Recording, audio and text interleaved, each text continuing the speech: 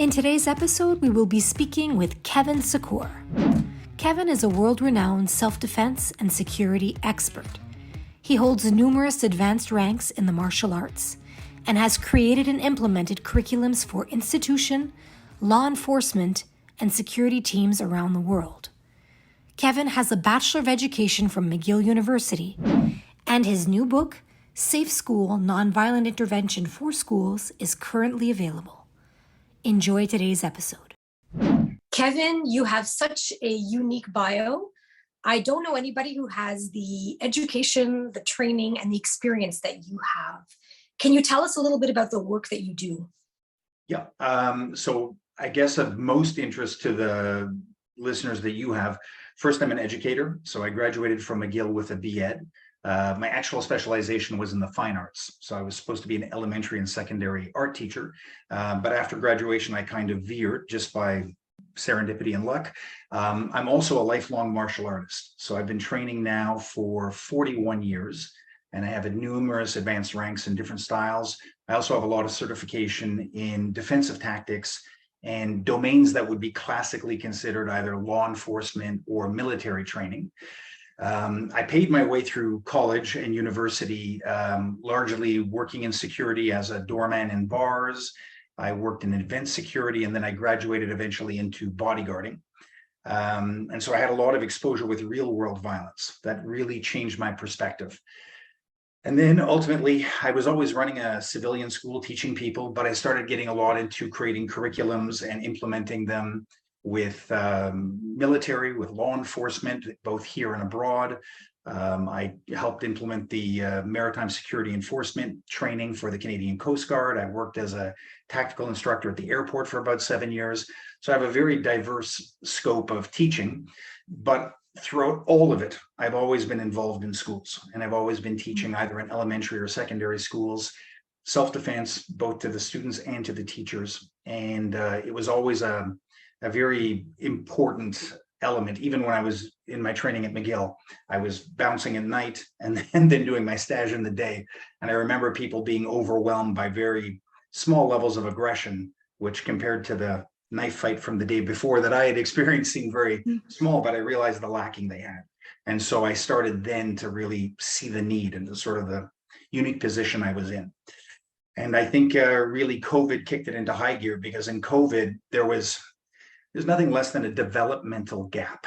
You know, we see it in adults. I recently went back to do some security on St. Patrick's Day, and as one of my colleagues said, people forgot how to human, because you had people, all of the normal things you would see, the sort of ritualized chest pushing and the bravado and the escalations were absent, and people would just snap and hit each other very, very fast.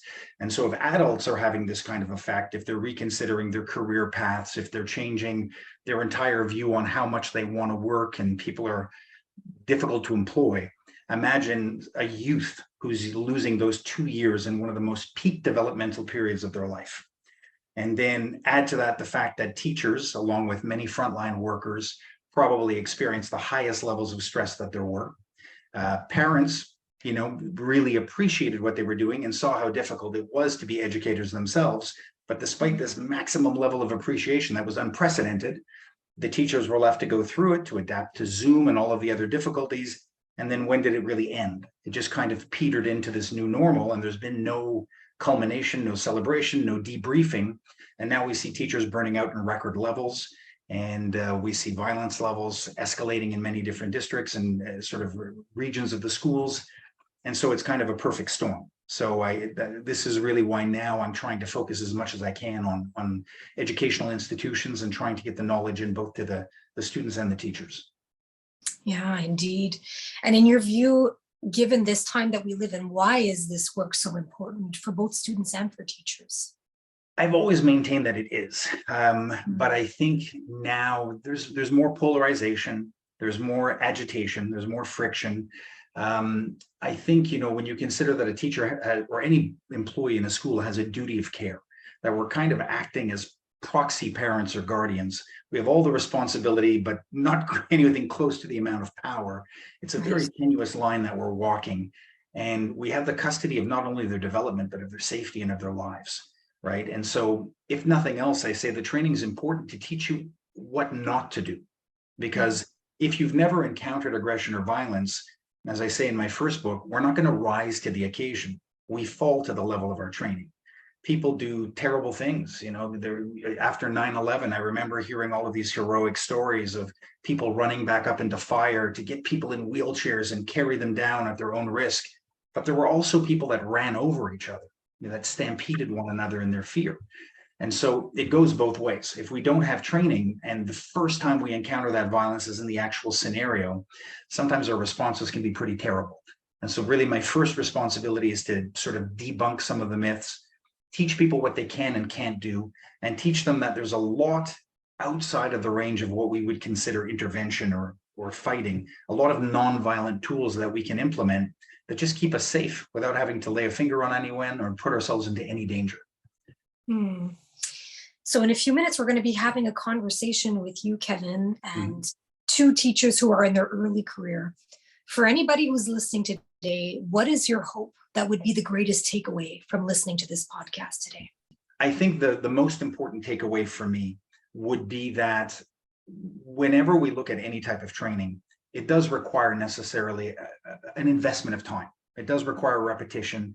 We're not going to suddenly just take a 3-hour seminar and become miraculously good. Good news, however, is that 95% of what we need to be better tactically, safer in the classroom, is doable 1,000 times a day.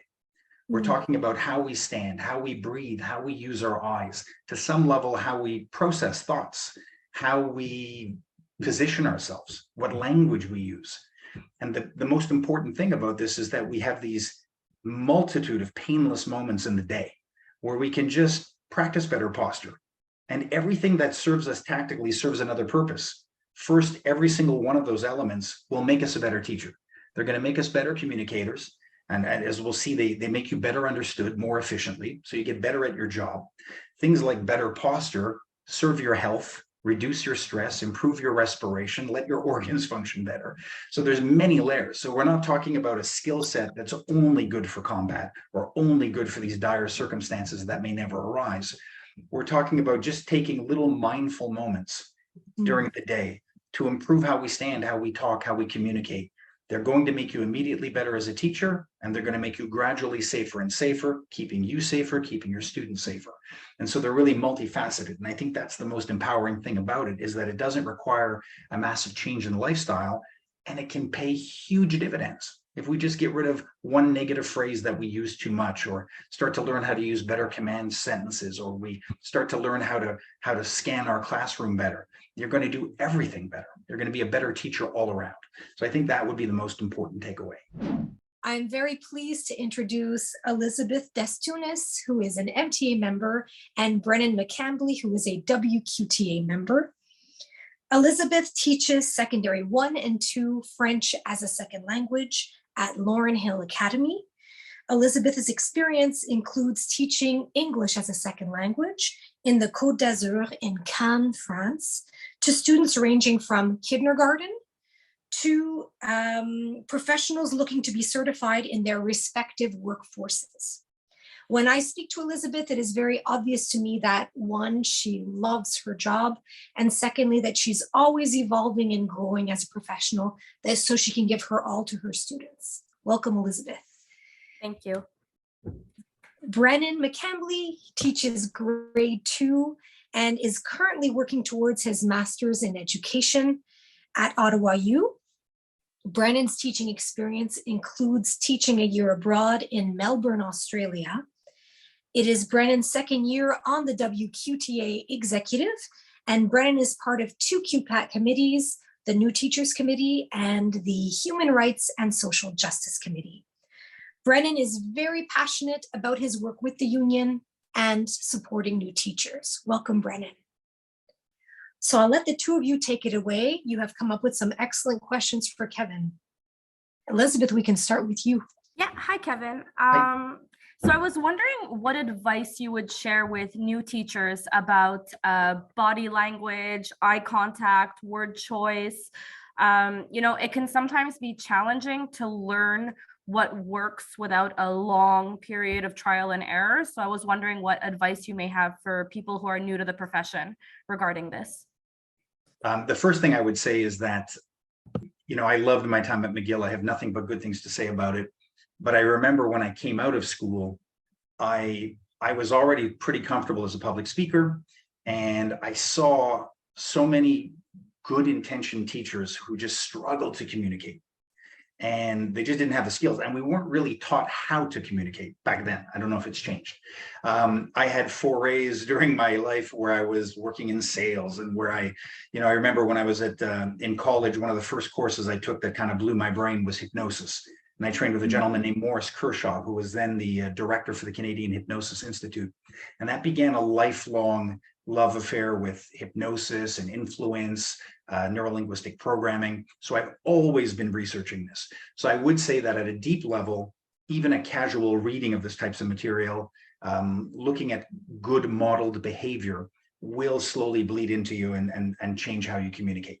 But if I was to give you one tip for physical and one for verbal, I think for physical, the first thing I would say is stand up as straight as you can.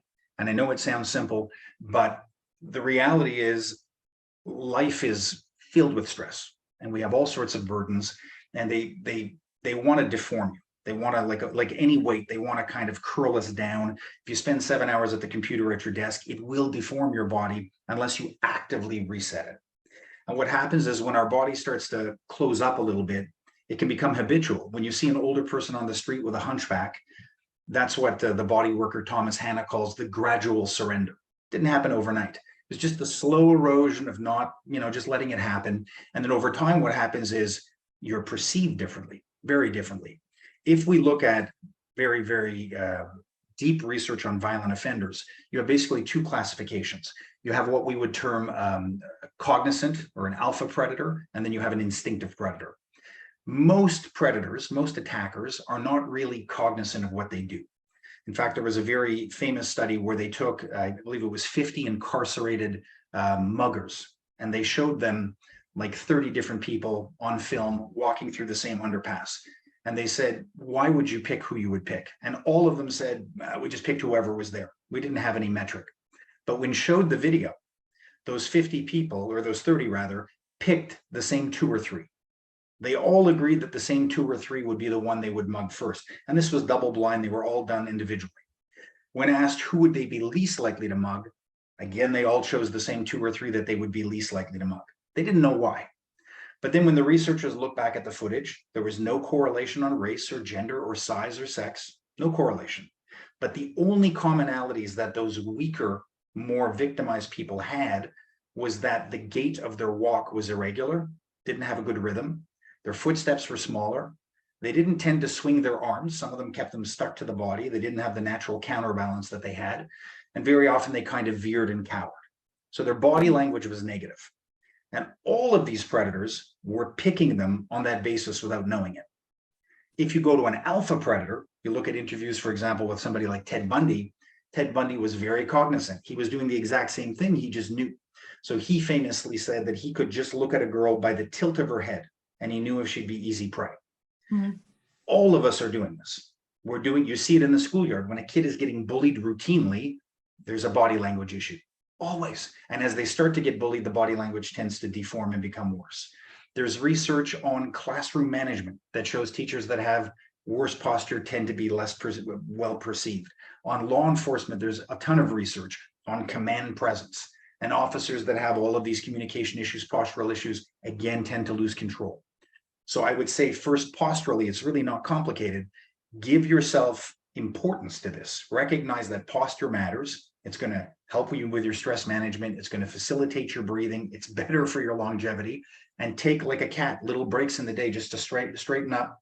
It's as simple as lengthening the back of the neck like a cord is pulling it from the top of the head, rounding the shoulders back a little bit. I remember whenever I would work bodyguarding, you're kind of like a guard at Buckingham Palace. That people think it's this glamorous job, but you can be standing outside a hotel room door while somebody sleeps for 9 hours. And you become incredibly aware of your posture. If you start to lean on one leg, you're done. It becomes every 10 minutes, then every 5, then every 3, then you have pain. There's a reason that the military guards clasp the hands, stand straight and fixed. It's because it's sustainable, because you're balanced. And it's not natural. It's something you have to train. So all the new teachers and the veteran teachers, I would say, take little posture breaks to straighten up. You can do it in your chair. You can do it standing. Take a nice deep breath and just appreciate that capacity. When it comes to verbal commands, there is a ton of research on language choice, on tone, on volume. But the one domain that I focus on the most is command strength. And in the research on command strength, there are 2 classifications, what are termed alpha and beta commands. Simply put, an alpha command is anything that is simple and clear, usually has 1 verb. A beta command will be ambiguous. So if I say, Johnny, put the pencil down, it's clear. If I say, Johnny, quit it, the intent is good. But if you think of classic law enforcement commands, stop it, quit it, don't, knock it off, hands up, sometimes they're not as clear as they could be. Very often as teachers, we start to bundle and cluster commands. So imagine the difference between saying, could everybody please take out their red copybooks, turn to page 7, write your name on the top corner. 3 commands. Very simple, very innocent. It's just for brevity and expediency. We're trying to get it done. But if you had 1 kid with a focus issue, 1 kid who was distracted, you've lost them. If I say by comparison, could everybody please take out their red copybooks? And I wait, and then I corral them into, I'll get the book out. Open up to page 7, everyone. Is everyone on page 7? Make sure we're all literally on the same page. Much better retention, much better control of the class. Another element of alpha and beta is that an alpha command will tend to be a do command, telling them what you want to do. Beta commands very often will be negative, don't do, and stop. And this can also trigger, antagonism and aggression. And then the last element, and this is the tricky one for me, alpha commands will tend to be very concise, and beta commands can have qualifiers. Do you think we could? Would you mind if? Would it be possible? In regular speech, we beta command all the time. It's completely normal and natural. We have to. It's polite. It's kind of giving us this glue to hold the conversation together. And so most of us will beta command most of the time. But what I would suggest to any teacher, especially a new teacher, is just imagine in your head a little ruckus in your class, a medium-sized elevation, and then a full force escalation that's on the verge of aggression. Script out a few sentences that you might use. Write them down physically and look at them, and then chop them apart. Is it as concise as it can be? Is there 1 verb? Is it a do command or a don't command? Is there any extra fat in there that I can trim off? Get 2 or 3 phrases that are as concise as it can be. Put it on the inside cover of your notebook, put it on a card, keep it in your wallet or your purse if you need to, have it on your phone, and just read it anytime you have an altercation in class, anytime you feel like you didn't quite have the control you wanted, and you'll slowly eliminate those habits. For me, the big tough one was the qualifier. I always overqualified and it weakened my command. And the interesting thing about alpha and beta commands is that all of the early research on it was done entirely in the domains of education. There are specific branches of research for students with special needs. There are with delinquent children. And it took about 20 years of that existing in education before law enforcement and military started to realize that it applied. And now we see a lot of research occurring in law enforcement. But whether we're talking about old age homes, nurses working with patients with dementia, students in a classroom, or law enforcement handling a crime scene, all of the research shows the same thing. People that tend to use alpha commands at critical moments are perceived as being more in control, and they tend to have better responsiveness. People that use a lot of beta commands tend to be perceived as being weaker. So even if a law enforcement officer has a scenario that doesn't erupt into violence, after the fact, the beta commander is seen as being kind of lucky, kind of wimbly, not that strong. And so it really changes perception. And these are one of those things, we have language patterns we've carried for our whole life. And unless we consciously look at it and make a decision that this is important and I want to change it, it's never going to change on its own. And it's really a simple matter of kind of thinking of it occasionally, being patient, and it'll reprogram quite quickly. So that would be my advice. Thank you. You're welcome. Thanks, Kevin. The second question is for the elementary setting. In elementary, we have students who sometimes are starting as early as 4 years old. Yes. And often when they're this young, violence is not taken as seriously as the students are younger and smaller.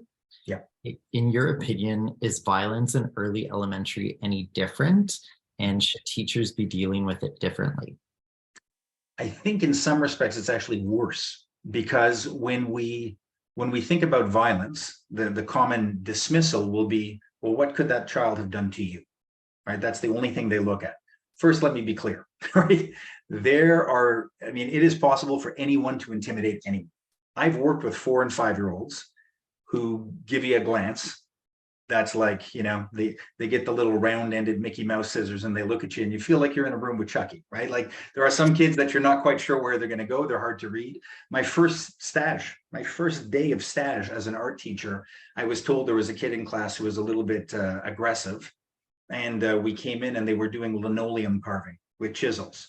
I was in the class observing. I wasn't even talking. Within 5 minutes, he had stabbed a kid in the leg. Not deeply, but like he had drawn blood. And it was a small kid, right? And it was like, there was a moment where I was like, this is going to get messy. So first of all, it's possible for a child of any age to intimidate you, and there's no shame in that. There's no shame in that.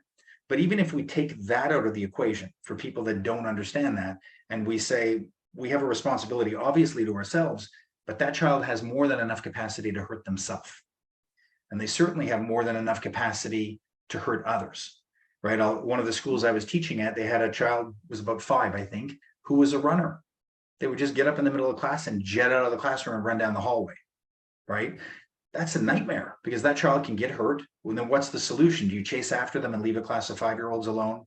And there was a whole, they finally resolved it. But when the parents were asked, does he do this at home? It was no, no, no, no, no. Then the child ended up running and hiding themselves in the bathroom. And then when they were asked, does your child ever like self-quarantine at home? No, it doesn't happen. And then finally, after many questions, it came out that, yeah, he likes to lock himself in the bathroom when he gets stressed. And so what they did in that case, he was on the spectrum, and they put a little tent in the corner. And anytime he felt accelerated, he'd go in the tent. And the rule was that if the tent was in the class, anyone could go in the tent if they needed to, get a 5-minute timeout, and the running stopped.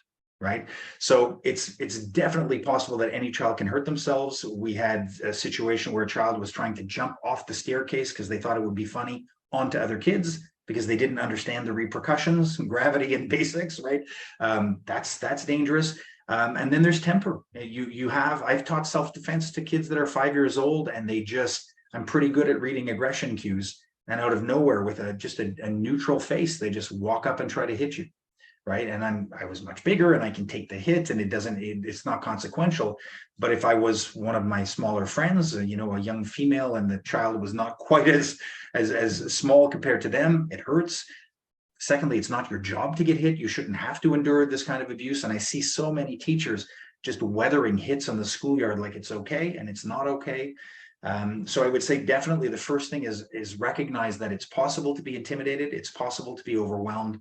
Even if you're not, there is a very real risk to the child if you just kind of let it go because they're small. And lastly, if we do get into physical intervention techniques, they need to be modified. You can't use the same amount of force, and there are positives. Like if you're trying to restrain, sometimes you can hold the arms in quite easily. But doing things like pulling them apart, they're at an awkward height. I'm not a big fan of lowering myself to their level too much, because if I put myself lower, my face is more vulnerable. So I tend to use my leg and my hip. Like in bodyguarding, you kind of bump with your hip and just put part of your body in between two of them and pull them apart. But there's definitely as real a risk. It's just slightly different. And the greatest opponent is underestimating it, I would say. I just want to add something to that. What you said is amazing, Kevin. And I think teachers, especially in the younger grades, they hesitate to report these incidents because the children are younger. Yep. And they say, well, they don't know what they're doing. And for me, wearing my union hat, I always say when we report things, it's not to punish anybody. It's to signal that there is a problem, and perhaps the student needs some kind of resources themselves so that they can deal with what it is that they're going through. And if that's being dealt with, then the teacher is able to do what they need to do, which is to teach. So it's to help ultimately. It's never to go and get anybody or to make things difficult for anybody, and it doesn't matter what the intention was. Like you were saying, Kevin, it's not okay, no matter when it happens at any point in time. Yeah, and people just get embarrassed, right? They get embarrassed to admit that, listen, I've survived a lot of violence, and there are times that I get triggered more easily than when I was younger. When I went back to work security recently, I realized, wow, a good part of my youthful arsenal was this feeling of imperviousness, which is not there anymore, and a good amount of anger that I just don't have anymore. And I used to have a lot of that, and I was looking to like resolve my own fears, and now I kind of went in with a much more compassionate perspective. But very often I see teachers contending with this circular stress because they're just not admitting this is bothering me, and they're like, no, it's not important, and so they relegate it and they subjugate it, and it eats them away. It just really does, and there's no shame in knowing that violence is terrible. You don't have to like it. People assume that I somehow like enjoy violence because I've studied it my whole life. I hate it.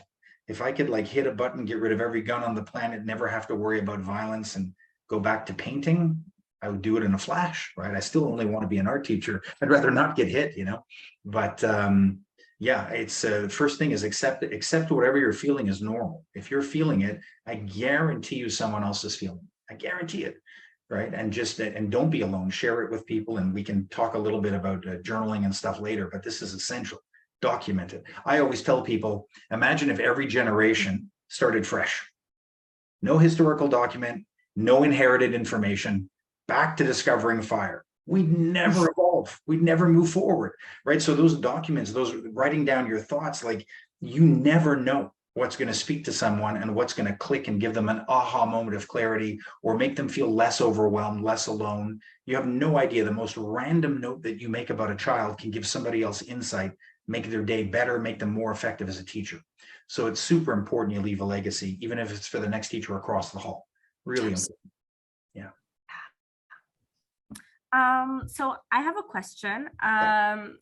And it hits a little bit close to home because I do teach in a high school and things can sometimes get rowdy. And I was just wondering, do you believe in choosing your battles when you know that asserting yourself or intervening can potentially escalate a situation that's already bad and could get worse? Yes.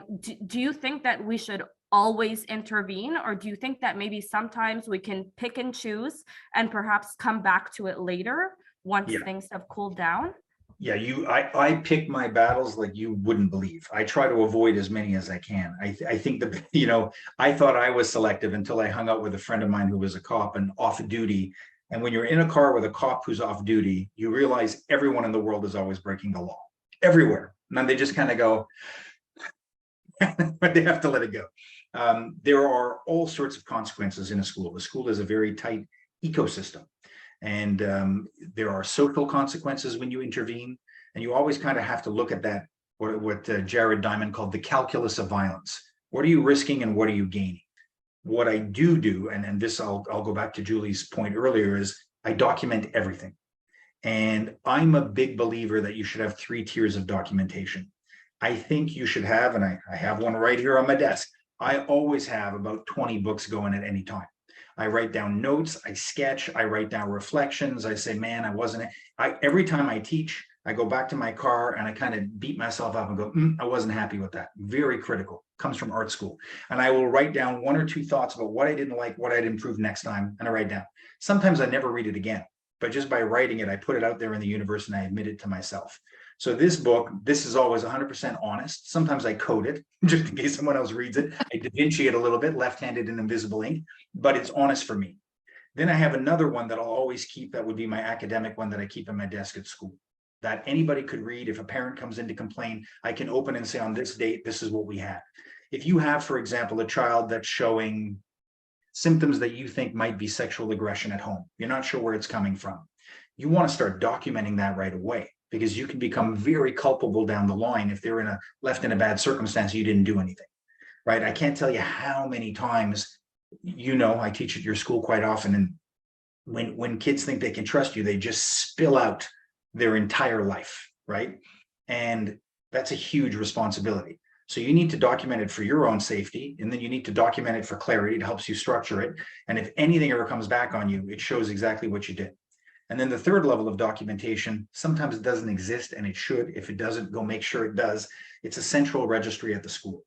There should be a very public registry somewhere at the front desk near the principal's office where people go down and say, Timmy had a near violent encounter today. This happened. This is the resolution. One blurb. So my personal journal is very honest, and it can be more kind of brainstorming in Freebase. My classroom journal it's private, but it's available to anybody who wants to see it upon request. It's succinct. It's expecting to be read by a parent, by a law enforcement officer, by a principal. And then that central registry should be one line summarizing what happened every once in a while when things peak. Those 3 levels are just so essential. I mean, you take things like, when I was in school, we didn't have texting, internet, none of this existed. Now, when you have kids that are 13 that are sexting one another, images that qualifies legally as trafficking in child pornography, you're getting into heavy ground. Kids coming in with weapons because they've been bullied for 8 weeks. They did nothing wrong. They feel vulnerable. And now they come into school with an IKEA butter knife thinking this is going to protect them. And they're facing a weapons charge, if that's not handled correctly. So it can really escalate. And normally violence doesn't happen all of a sudden. It seems to happen all of a sudden if we're not paying attention. But if we start documenting things and writing it down, you're going to start to see things better. And miraculously, your intuition gets better, but it's just because you're listening to yourself. So I would say definitely pick your battles, but document all of them. All of them. Yeah. Okay. Can I just follow up with a quick question? Yes. So if, because I've been in this situation before where a student is showing physical aggression in order to threaten me. Now, not necessarily doing anything to me, but displaying body language that is threatening in an aggressive manner. Yep. And, when it did happen a few times, I said to myself, let it go, because if you say anything right now, the situation will get worse. But then I would get in my car at the end of the day and tell myself, but did I make a mistake that by not standing up for myself, I showed weakness? Yeah. So the key is this. For example, when I was a bouncer, people would insult my spouses, my mother, my dead grandmother, spit on me, try to, you name it, it would happen. We often have this mythological belief that there was some like ninja response to everything, but the majority of the time you just kind of weather it. You just kind of go, all right, let it go. The problem is if I get back in my car and it's eating at me like a psychological cancer, then it's going to weaken me. So that's why the journaling becomes important as a first step. I will reframe it and I will visualize it. Sometimes if it's severe, I'll say, what would have happened had I done this? What could have done? Could this have escalated? Could that kid have come back? Could they have come back with more people? I'll go into that. So the first thing is you want to clean it out. Talk to other people, talk to people that are experienced with violence, talk to other teachers. Even if you just complain about it to vent, it's important because otherwise you deny the power it has. So you got to get rid of that. Otherwise it's going to start to burden you. Secondly, if I am going to deal with it and it's after the fact, it's not too late to reframe it and to say, I wasn't going to let you choose the battle on your terms. I'm a big believer in rescheduling. And the example I give all the time, and it was recently in the newsletter, is a parent comes in to complain to you about how you're teaching the kid. And out of this desire to be professional, you try to accommodate them right away. I never take a meeting on the spot if I can. I say, absolutely, Mrs. Smith, I would love to talk to you about this. I'm just going into another session right now. Could we just arrange this? But no, I came down here. I realize that and I appreciate that. But unfortunately, you didn't call me in advance. I would have told you that I have a class. I'd be happy to meet with you at 3:30. Whenever I can, I'll reschedule. If I can't reschedule, I'll then bring in backup. And even if I can reschedule, I'll always have somebody to come in as a witness. It's school policy. We always bring in someone else just as a neutral outside observer. The minute you have that, you have backup and you've rescheduled, you take away a lot of the power. So even though you didn't stand up to that kid when they peacocked in front of you and did the whole chest banging, it's not too late to go back and to say, that's what you meant to do. I learned a lot from my cat. My cat will run into a wall, turn around, walk away. It's what it meant to do. It's never going to admit defeat, right? So I do a lot of my negotiations like my cat. I'll turn around and say, you know what? Perfect. I will now go up to Tom and say, Tom, can I speak to you after class? Pull him aside. I'll have somebody else with me. And I'll say, look, earlier today, you did this. And you're going to see he'll deflate now. Because now you've got backup, you've got a witness, and you're calm, right? Part of what they want is an emotional response. I mean, when you think of the classic example of a substitute teacher losing control, they tend to lose control because the students all get their own momentum. There's the whole audience effect that comes into play. When you reschedule and you tell somebody to come at another time when they're not ready, they don't have momentum now. You have it. You're prepared. They don't know what it's for. Sometimes they get defensive. Sometimes they get angry, but you're more in control. they now walk in and you have a witness, you've taken away more control, right? And so now you can talk to them very, very politely and say, look, I appreciate you are one of the more popular kids. You command a lot of control in the classroom. I know you do. And I understand you're just trying to, like, you know, make a show for them. And I'm fine with that up to a level. But when you start physically threatening me, that's grounds for like suspension or expulsion. You're too smart for that. I don't want you getting kicked out, right? So I'm just here to tell you on record, it's going to go on your file. This happened. I think it's going to happen. If this never happens again, we're never going to talk about it. This does happen again. Unfortunately, we're already at 2 strikes, right? I don't want to need to have to call in the police and do things like that, but if that's the way it's going to go, I'm just telling you politely. I know you didn't mean it. I'm sure it's not going to happen again. Are we very clear? You know, I might even make a contract, make them sign it. On this date, I did this. I agree that it's not going to happen again. And so I always like to restructure it and take it onto my own territory whenever I can. And that's going to help you take back a lot of your power. It's going to assert things. Make no mistake, you're never 100% safe and you never drop your guard. You know, if we look at that case a few years back, I think it was at JFK, where the student asked to go to the locker, got a knife, came back and stabbed their teacher in the chest. And then the teacher survived and said, but I was his favorite teacher. You're there to guide them. You're there to set limits sometimes. That's a big difference between being a friend, and sometimes they are going to lash out at you. So I never, ever, ever, ever lower my guard. That's the key. Just a quick, to add something to what you were speaking about earlier about the reporting of incidents, it's so important. And now legally schools are obligated to have a place where they go. The registry has to be accessible to all, not just teachers, but the entire staff. And there are health and safety committees now that are mandated, and they're obligated to look at all the reports and put measures in place to ensure that something is happening and that these are taken seriously. So yeah, we have a long way to go, but things are being put into place. So certainly, if anybody listening to this, if you do not know if this exists in your school, go search it out and make sure it is accessible to all staff members. The registry should not be something that you should ask permission for. It should be there, and just wanting to fill it out is enough. It's not a question of, oh, can I have that to fill it out? Well, what's it for? Maybe it doesn't need to go in there. It's nobody's business. It's available to all, and that should be readily available. So the information includes, were there any witnesses, what happened, et cetera, et cetera. And as I was saying earlier, it's not to punish people, it's to have a track record also. If nobody knows about what's going on, nothing can be done. And sometimes you think it's not a big deal, a student is doing something and you think it's not a big deal, so you don't report it. Well, maybe that student is doing that with 3 of your colleagues. So by everybody taking the time to report it, there's a track record, and then that student can get the help that they need. So thank you for that. You will. And just to add to that, Julie, oftentimes it does exist in the school and it's kind of forgotten about.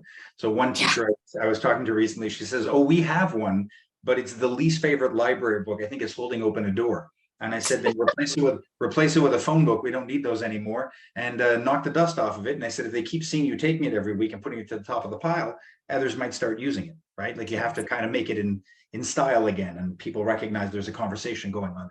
And then you just need one person to look at your notes, and it starts to matter. Absolutely.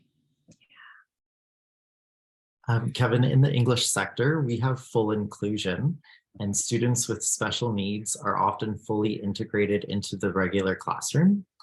In cases where these students are violent, their learning differences are sometimes used as an excuse for violence and aggression towards teachers. How should teachers respond? So it's not my area. I'm going to just start by saying definitely not my area of specialization. In writing my last book, I did do quite a bit of research, because I started to think, okay, I'm pretty good at running an active shooter, active killer drill, but what do I do with somebody who's like severely autistic and panics at the sound of an alarm? And I started consulting with experts in the field to see how I could change it.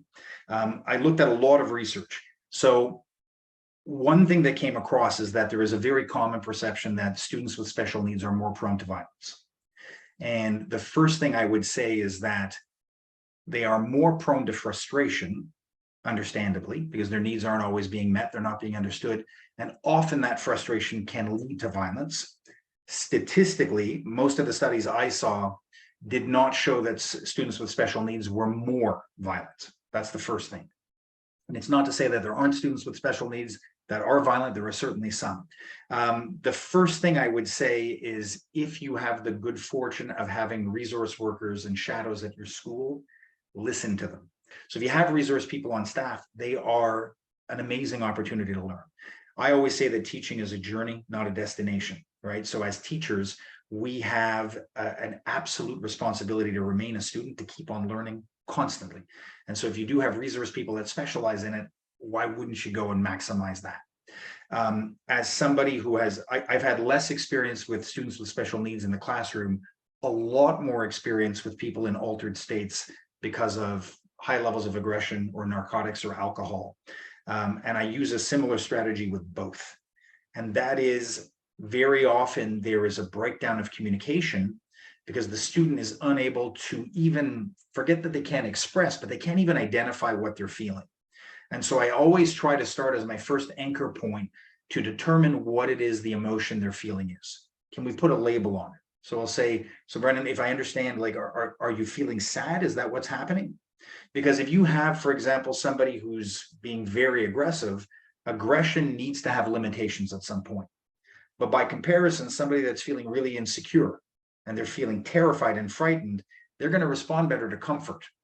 But if I'm feeling afraid and I'm saying it really loudly and I'm hitting my head, then somebody else might go, wow, he's being aggressive. I start setting limitations, but this person needs a hug, or like they need support. They need somebody to kneel down to their level. And I'm going in with good intention and I'm trying to command it, but maybe I'm being too hard and it amplifies. So I'll always start by asking a few questions and listening as much as I can and saying, is that what you're feeling? Are you feeling scared? And no, I'm feeling worried. And so you feel, what are you feeling stressed about? And I will not proceed until we agree. And that student says, yeah, that's what I'm feeling. So that's my first starting point. If you can label it, then you can start to deconstruct it. Because I've seen, quite often, well-intentioned teachers trying to de-escalate a scenario, trying to do it quickly, trying to encapsulate it and wrap it up. And they go in with sort of one tool for the job, and it's not always the right fit. It's a tough situation. Integration is tough. I'm always I'm always saddened by how cruel kids can be to one another. You can have a student who's being bullied because of their race or because of their weight or because of something, very, very personal, and they're hurt and you're helping them on that issue. But then that same student who should have a higher sensitivity very often can turn around and be like totally vicious to a kid with special needs. And it's sad, but it's just part of listen, there are adults that have that, right? Obviously. And with young kids, they're in a huge developmental phase and they themselves are having trouble labeling it and understanding it and deconstructing it. So I'm always trying to simplify it. I'm always trying to understand what's at the source of the problem because the communication can be quite confusing. So I would say that would be my first step. And then reach out to resource people. If you don't have skill sets on it, read. There's so much compelling information. I'm a big fan of reading like academic articles, and I find even the most tedious and boring one, like 2 to 3 pages in, even if all I do is disagree with everything in it, it's still going to inform me, right? Like there's always value. So if it triggers and motivates thought, that's the key.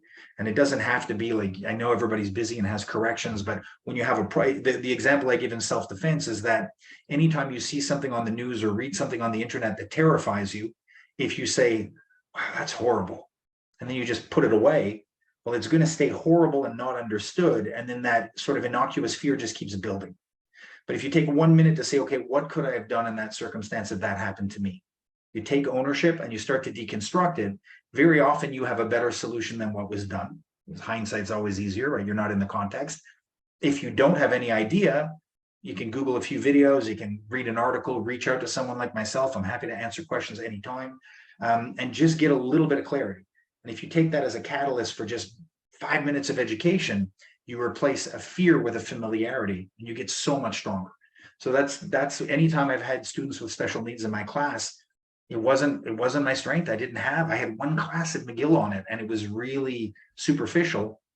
And when I got into the field, the first teachers that were sort of my supervising teachers, all I remember thinking was, oh, that's not what we learned in school. It wasn't really the way I wanted to deal with it or how we were taught to deal with it.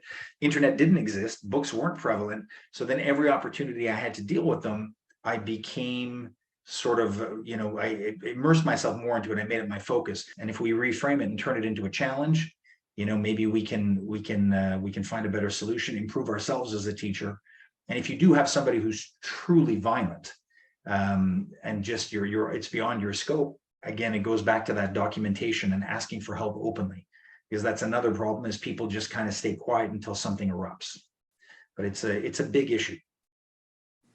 Yeah, and just to add to that, like we're currently in negotiations, and one of the issues that was brought up by teachers is that there are more and more students with special needs being integrated, and there are amazing resource teachers available. However, now they are being used because there are a lack of bodies in the school, so they are being used for reasons substituting for another teacher who's not there. So they're not able to do their job as a resource teacher because they're needed elsewhere, and it leaves the one teacher who is teaching having to deal with the regular students and more students with special needs. So I agree with you. We need to have more resource teachers there to help the teachers so that teachers can do their jobs and teach, and that the students who have special needs have people who are there who are helping them and who are able to put things in place so that the learning can happen. So it's a tough situation. Yeah, it's not an easy fix.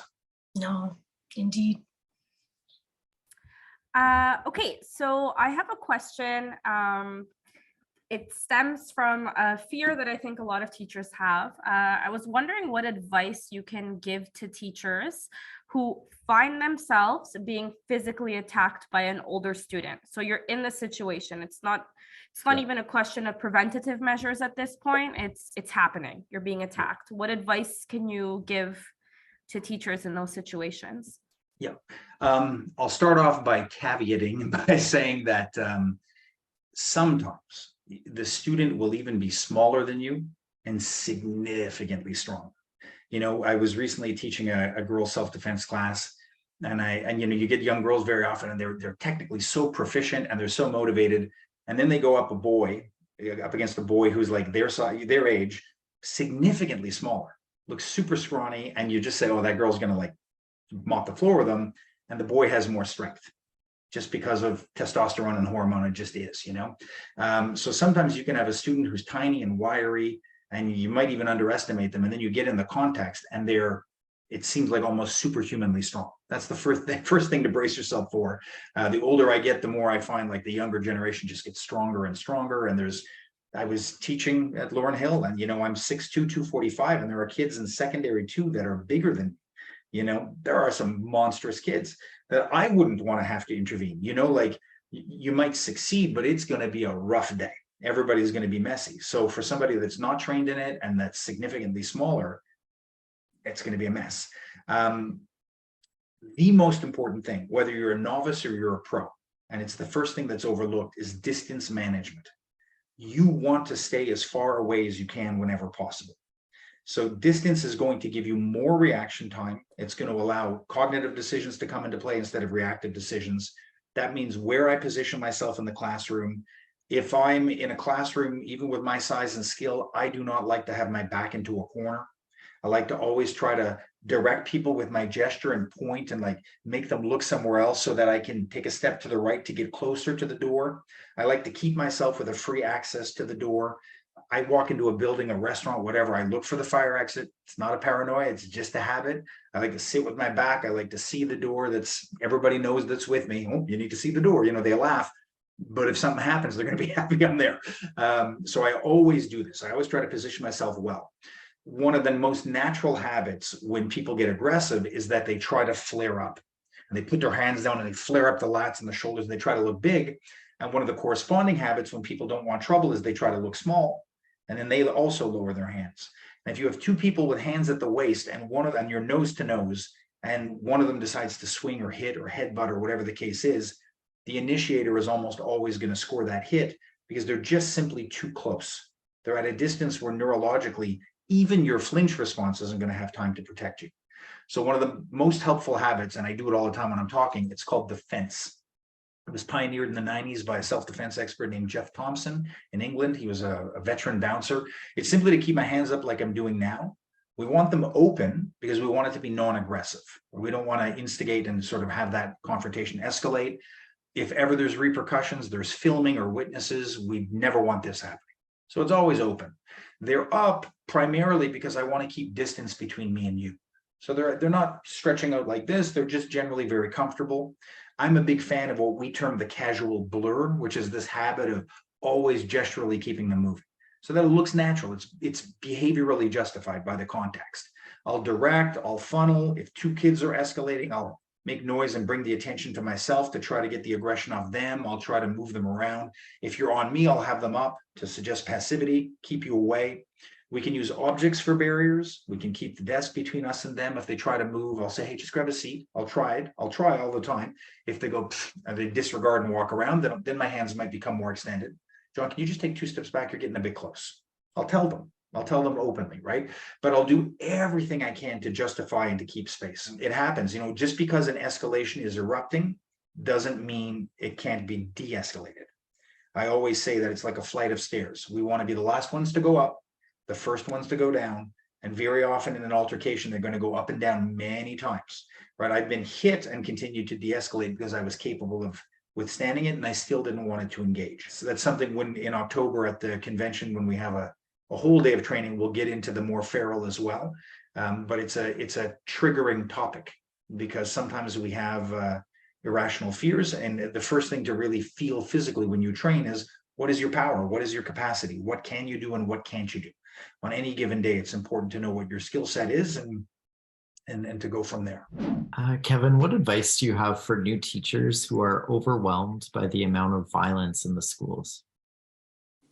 Yeah, it's well, I would say, there are a lot of statistics showing that there are improvements in that domain. But sometimes I read reports saying violence is going down, but then I look at my personal experience and I'm like, not what I'm feeling. And that points to it. There's just a point in my life where I had to stop watching the news before I went to bed. I'm like, I can take it at 5 a.m., but I can't take it before I sleep.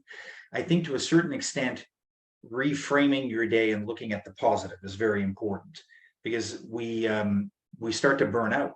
Often it happens. Like I get back to my car after teaching sometimes and like you just have a breakdown because the stories the kids are telling you, the stuff they're experiencing at home, you just feel overwhelmed. You feel under-equipped, So I have like a good cry in the car. I break down, I go back to my journal, then I reframe it, I go to positive. I don't know how I rebuild myself as fast as I do every day. I just know it's important to let it out. So I would say as a young teacher, I didn't think it was okay. I thought, I'm feeling this, something's wrong. What am I not doing correctly? Like, look, Julie seems to be doing this so easily. Man, I suck at my job, and we insulate ourselves and we're all kind of alone together in the same room, which is very sad. Share it as much as you can. If you're afraid to talk, you absolutely need to write it down. I tell people, even if you write it down and burn every page of your journal after you wrote it, it's a beginning because you're in structuring it into words, you're accepting it at a different level. And it's very important that we do that to recognize it.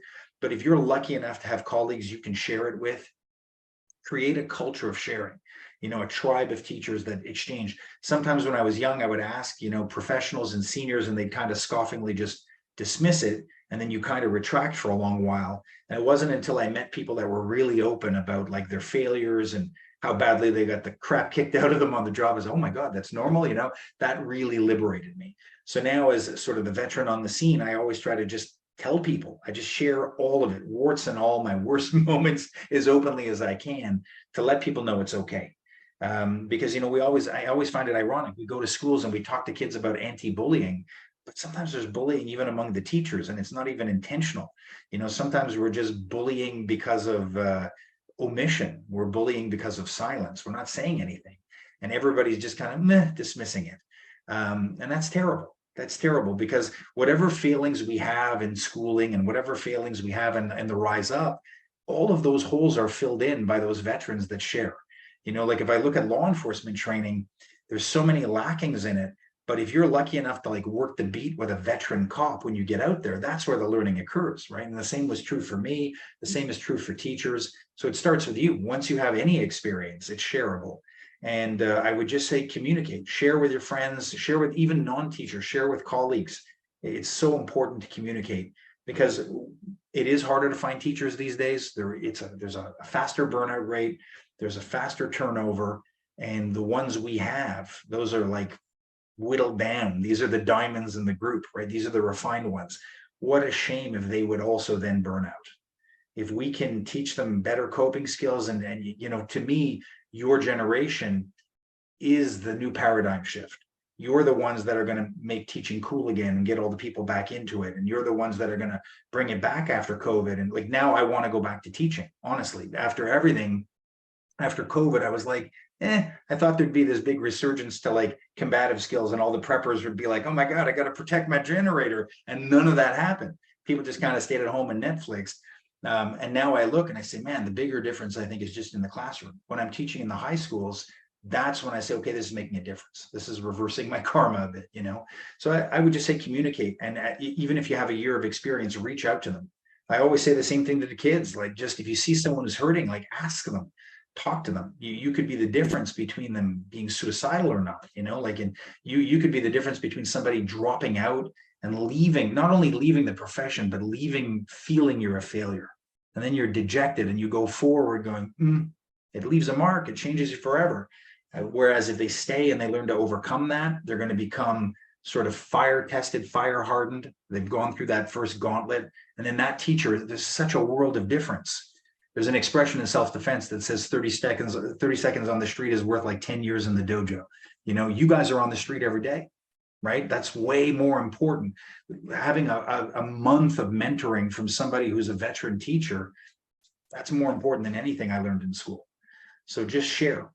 And if you're the new one, be the squeaky wheel, ask questions, you know, go out there, be excited. Like, I'm 51 and I'm still excited about it. I love it. I'm enthused by it, but I understand it's really easy to get burnt out, and it's no shame. Like, when we fall down, we ask for help, and that's it. We fall so we can get up. And that's the key. Kevin, before we conclude this, I have a couple of five rapid fire questions for you. Okay. Kevin, what are you most proud of? Oh, I don't know. Most proud of my son, probably. Very proud of him. He's amazing. I've learned the most through him, I think. Yeah. Yeah. Currently, what is your greatest challenge? Midlife crisis warrior rebranded. Yeah, I'm struggling. I really feel like I want to leave the domain of physical teaching and go back maybe into art or something like that. All of my attraction is drawing me there, but there's a lot of feeling of abandonment. Like, I'm going to be giving up on people that need me if I leave the physical field. So I feel like a lot of kind of challenge resolving that guilt. Like, maybe it's not time yet, or is it? I'm not sure. So that decision is the challenge now. What do you do, Kevin, when you see a yellow light? And by yellow light, I mean a warning or a potential sign of danger. I tend to overthink the whole scenario and go through about 100 scenarios very fast.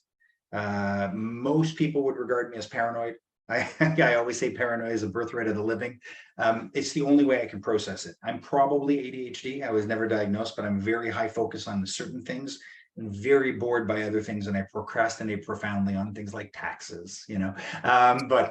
So I really, whenever I see warning signs, and I also tend to, as a thought exercise, I always immediately go to the worst case possible scenario. I experience it. I get emotional about it. I find a solution, then I go slightly less worse, and I work myself back to a happy place. It's what works for me. It's the only way I can do it. So yeah. What do you do when you make a mistake? I usually feel most of what I do is a mistake. I'm very self-critical, so I'm always saying that wasn't good enough. I got to change that, and I train. I research. I can't read fiction. I just research. Work out a lot, meditate, very rigorous yoga, anything I can to sort of purge, a long period of fasting, whatever it takes. But yeah, I try to always solve it as much as I can, but I go through a lot of different processes. Yeah. Finish this sentence. I have been put on this planet because I think to teach, it's whether it's art or martial arts, the only thing I've never grown tired of is teaching. I always want to teach. The older I get, the more that involves just observing. Like I can observe someone do something. I love being around people who are masters at something I'm incapable of doing, that I have no ability in.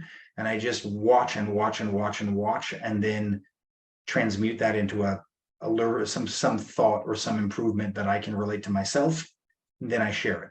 And I just try to share things as honestly as I can. Like these are all of my limitations. And I'm very, I don't know if you know the spiritual leader Krishnamurti in the 60s and 70s, but he hit a point where he had this Society for Enlightenment. And as soon as it started gathering steam, he kind of did the Forrest Gump and it's like, okay, I think I'll go home now. And he wrote a letter and disbanded it. And everybody's like, what do we do now?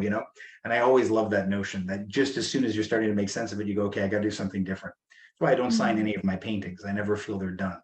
So I think, just teaching is what I'm meant to do, and learning. I like the quest. Kevin, thank you so much for the work that you do on behalf of teachers and our students as well. Your message is so riveting and it's so beneficial to all of us working in the school communities.